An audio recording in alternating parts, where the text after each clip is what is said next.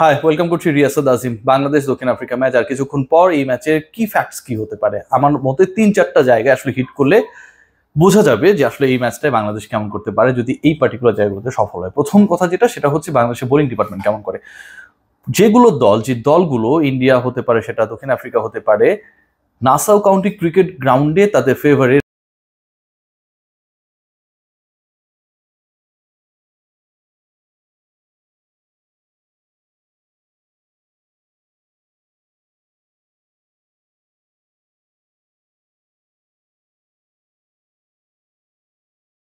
তার উইকেটে দক্ষিণ আফ্রিকা চলে গিয়েছিল, কিন্তু তারা কিন্তু প্রেশারে পড়েছিল এন্ড দেন তারা কেম ব্যাক। বিষয় যেটা, সেটা হচ্ছে 103-এ রাখতে পেরেছিল প্রতিপক্ষকে। এই 103-এর জায়গায় 130 হলে কিন্তু সাউথ আফ্রিকার জন্য ডিফিকাল্ট হতো। তার মানে বোলিং ডিপার্টমেন্ট তাদের কাজটা according to the merit of the wicket properly করেছে। ইন্ডিয়া এবং পাকিস্তানের ম্যাচ একটা সময় মনে হচ্ছিল, ফেসবুকে যদি আমরা দেখি, সোশ্যাল প্ল্যাটফর্মে সবাই স্ট্যাটাস দিয়েছেন যে কি হলো ইন্ডিয়ার বিশ্বসেরা ব্যাটিং লাইন আপের, 119-এর বেশি করতে পারলো না, 20 ওভার খেলতে পারলো না, রাইট? পাকিস্তানি বোলিং ডিপার্টমেন্ট কিন্তু তাদের কাজটা ঠিকঠাক ভাবে করেছে, বাট ইন্ডিয়ান বোলাররা, Jasprit Bumrah man of the match, Mohammed Siraj, Arshdeep Singh 20th ওভারটা তিনি করেছিলেন, কিংবা মোমেন্টাম নষ্ট করার ক্ষেত্রে হার্দিক পান্ডিয়া টানা 2 উইকেট নিয়ে যেভাবে পাকিস্তানের পরীক্ষাটা নিয়েছে, তারা did more better than the Pakistani bowlers. কম্পিটিশনটা হচ্ছে বোলিং ডিপার্টমেন্টের সাথে বোলিং ডিপার্টমেন্টের প্রত্যেক জায়গায়।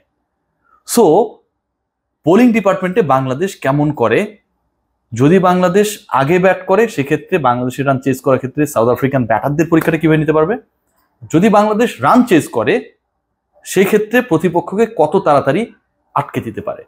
আমার কাছে মনে হয় প্রাথমিক লড়াইটা হবে bowler versus bowler.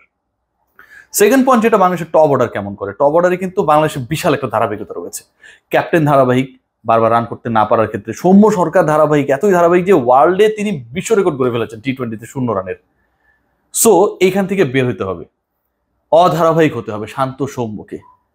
Liton Kumar Das last ম্যাচে, সবশেষ ম্যাচে 38 বলে 36 রানে ইনিংস খেলেছেন, বাট ওটা একটা কি রোল প্লে করেছে দ্যাট টাইম তাহিদ হৃদয়ের সাথে একটা পার্টনারশিপ বিল্ড আপের ক্ষেত্রে।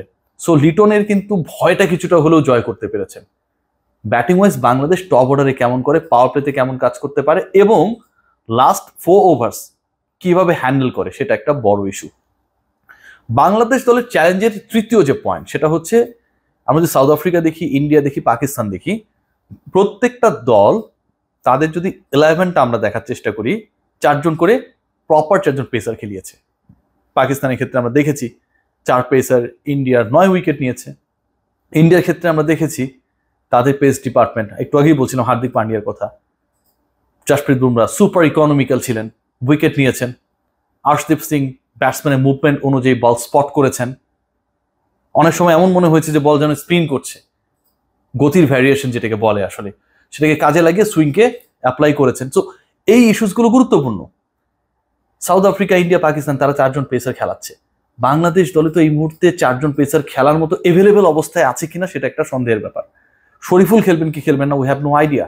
বা শরীফুল যদি খেলার অবস্থায় থাকে, যেহেতু তার হাতে একটা বড় ধরনের কি বলবো, মানে এটা ছিঁড়ে যাওয়া বলি বা সেলাই পড়েছে 6টা স্ট্রিচ, সেই জায়গায় তাকে আসলে নিয়ে রিস্ক নেওয়া হবে কিনা সেটা একটা বড় প্রশ্ন। So available 100% fit pacer we are having only 3, Tanzim Sakib, Taskin and Mustafiz. এখানটা কিন্তু একটা গ্যাপ রয়েছে। সৌম্য সরকারের এদিন প্র্যাকটিসে কিন্তু বেশ কয়েক ওভার বল করানো হয়েছে, 15-20 মিনিট তিনি বল করেছেন। আমার কাছে মনে হয় চান্ডিকা হাথুরু সিং এ ওই ব্যাপারটাকে মাথায় রেখেই যে আসলে 4th পেসারের অপশনটা কে হতে পারে, এই কাজটা করিয়েছেন।